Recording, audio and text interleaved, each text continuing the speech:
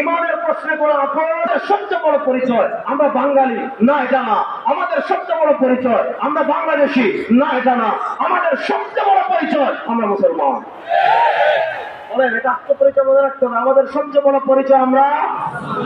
আপনি বলেন, পরিষ্কার কথা বলছি, পরিষ্কার কথা বলছি, যে মানবতা কোরআন সাপোর্ট করে না, যে মানবতা সর্বত আলম সাপোর্ট করেন না, যে মানবতা সাহাবায়ে কেরাম সাপোর্ট করেন না, কোরআন বিরোধী যত মানবতার কথা বলবেন, রাসূলের হাদিস বিরোধী যত মানবতার কথা বলবেন, সেই মানবতায় আমরা 1000 বার লাগতে পারি।